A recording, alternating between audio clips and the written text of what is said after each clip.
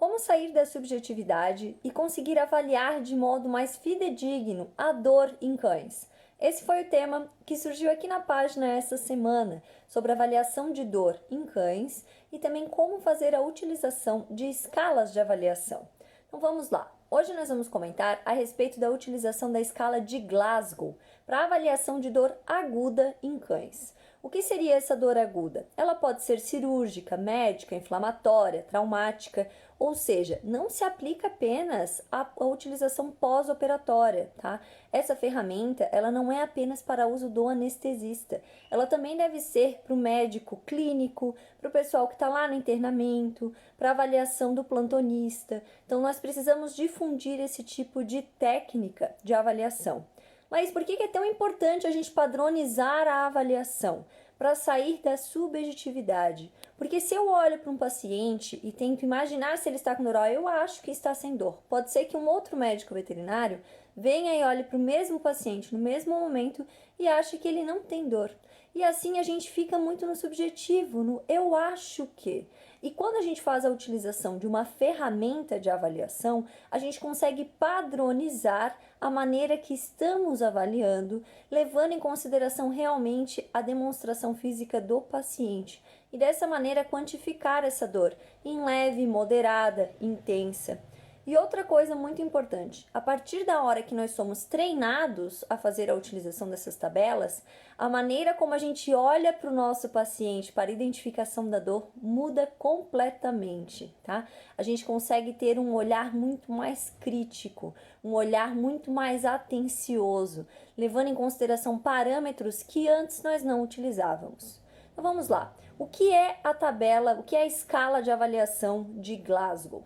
Existe a versão curta para utilização na rotina, que leva em consideração aí 30 descritores, divididos em 6 categorias, em 6 pontos, tá? Esses descritores, eles vão levar a uma pontuação de 0 a 24 pontos. E conforme você vai avaliando, você vai dando uma pontuação, vai atribuindo uma pontuação específica para aquela situação, para aquele paciente. E no final faz o somatório. Vamos lá, vou estar disponibilizando isso aqui lá no canal, tá? O artigo que deu a origem, né, à escala de Glasgow, a divulgação dela, e também a tabela em forma de imagem para que vocês tenham acesso a ela diretamente no celular, tá? Já em português. Então, no primeiro ponto a ser avaliado, você observa o animal no canil. O cão está quieto, 0 pontos. Chorando ou choramingando, 1 ponto, gemendo, 2 pontos ou gritando, 3 pontos. Então, antes mesmo de você encostar no teu paciente, antes mesmo de você interagir com ele, você vai olhar e já vai atribuir uma pontuação. Se ele está quieto, ou se ele está choramingando, se ele está gritando. O segundo ponto, em relação à ferida cirúrgica ou área dolorida, né, área afetada, como está o cão?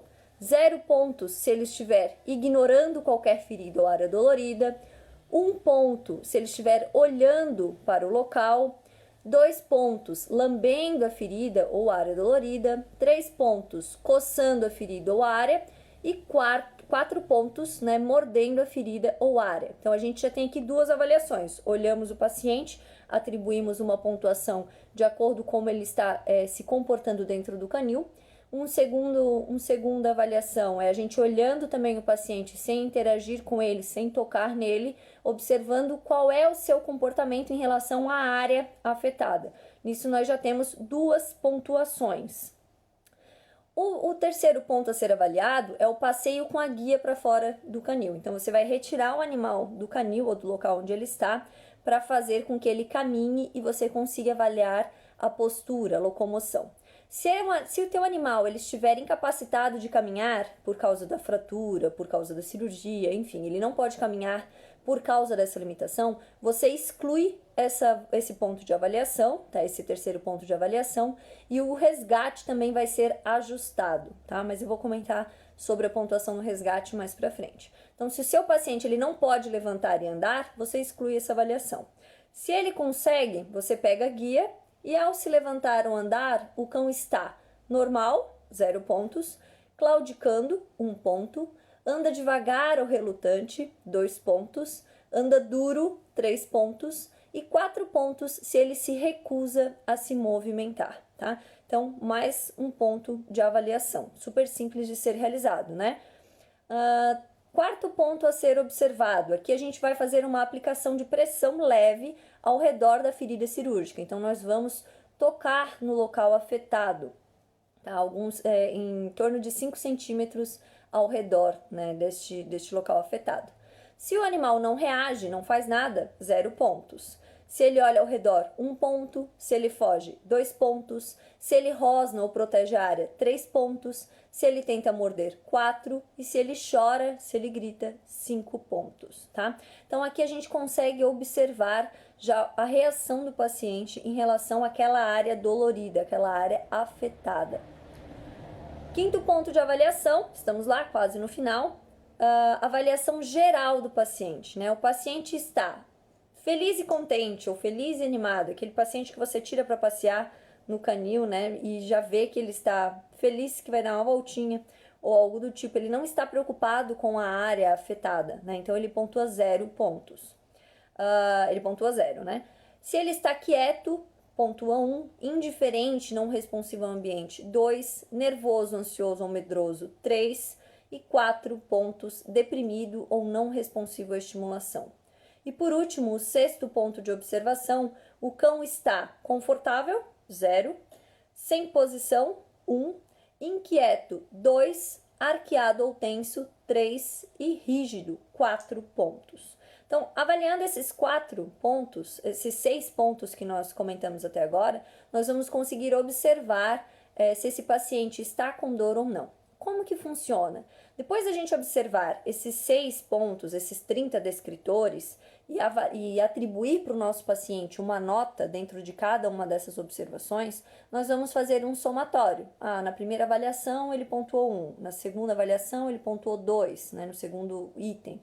No terceiro item, a gente excluiu porque o paciente não pôde caminhar. Então, ok. Esse paciente que não pôde se levantar, que não saiu para caminhar, ele vai receber um resgate analgésico ao total de 5 pontos.